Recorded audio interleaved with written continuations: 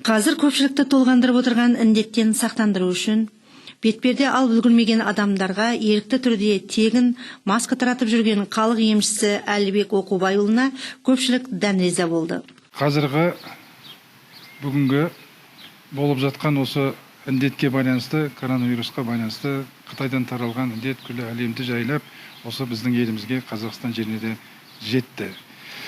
Соған орай еліміздің президенті Қасым-Жомарт Кемелұлы карантин деп жариялады.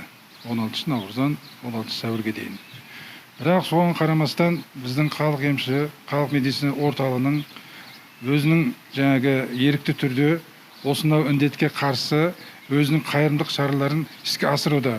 Оның бірі 20 жылдан бері осы халық медицина орталығында қызмет істеп келе жатқан Ахметов Әлібек Оқубайұлы. Бүгін күні карантин басталғаннан бері қайырымдылық іс-шараларын, масканы тегін тарату және де өзінің жаңағы профилактикалық жаңағы бұл індетпен қалай сақтану жолдарын, өзің үйде және кабинетте жұмыс орнында қалай ұстайтын халыққа келген адамдарға өзінің жаңағы ақыл кеңесін беруде. Біз қоғам боп, коллектив боп жаңағы осынау үндеуге Қазақстан Республикасы президенті Қасым-Жомарт Кемелұлы Тоқаевтың кешегі жолдауында әрбір Қазақстан азаматының өзін-өзі қорғау, өзін-өзі сақтау, оның ішінде іс-шара маскамен қолғап кию және қол міндетті жуу.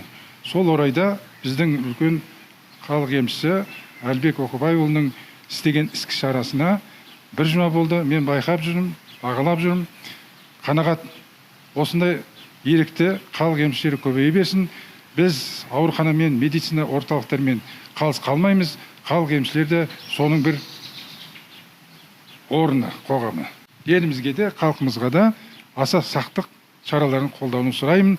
Осынау қазіргі президенттің айтып жатқанына, денсаулық сақтау министрінің айтып жатқан үндеуіне біз де қолдау көрсетіп, түсіністікпен қарауымыз керек.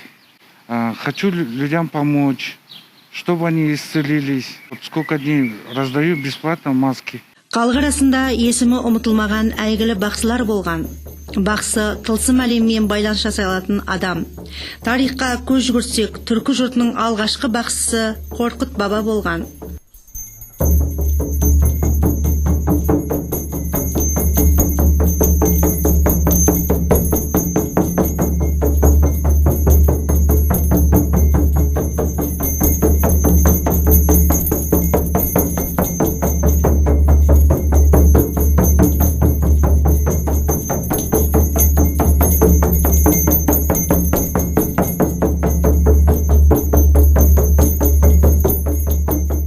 Біз бүгін әңгіме етіп отырған бақсымыз сол бақсылардың жұрнағы, осы қасиетті ары қарай жалғастырып жүрген Әлібек Оқубайұлы бұл бимен бақсының әуенін ойнап, тылсыммен байланысқа шығып, алдына келген науқастың ауруын анықтап, бұл бидің әуенімен емдеп тазалайды. 30 жыл болды бұл бимен емдеймін. Біреуге 30 минут, біреуіне 25 минут емдеймін. Дұғалаған адамдарды дұғасын шешем. Ауырған адамдарды осы буыммен емдеймін, тұрғызып, жатқызып емдеймін буыммен.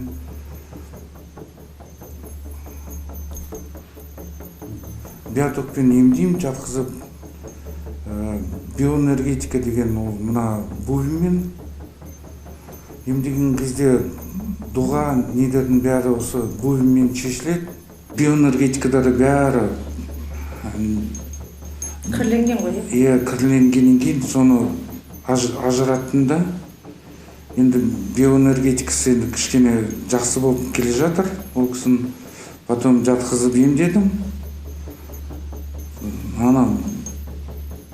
Биотокпен емдеген кезде почкасын емдедім, щитовидкасын емдедім, дыхательный путтардың бәрін емдедім, желудогын емдедім и басындағы сотрясениені емдедім.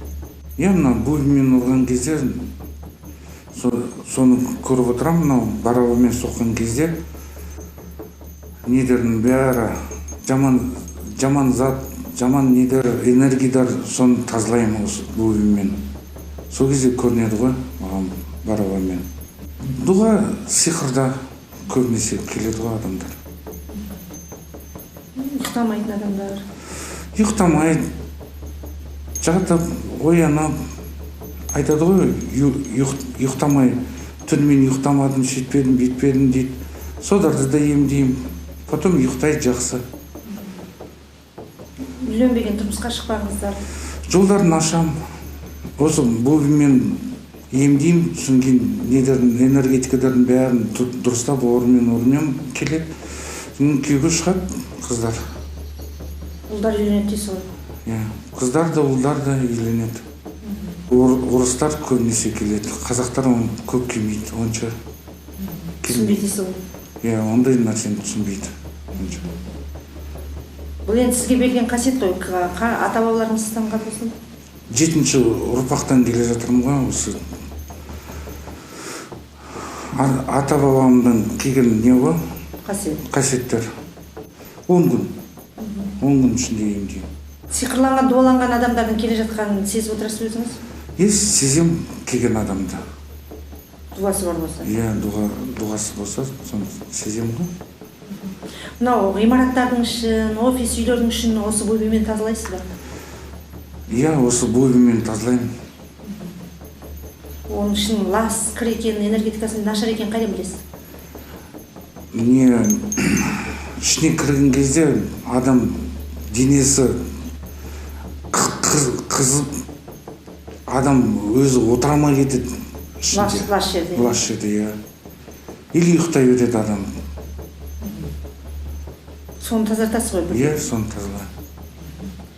Жақсы, онда көрермендерге қандай тілек айтар едіңіз Наурызда?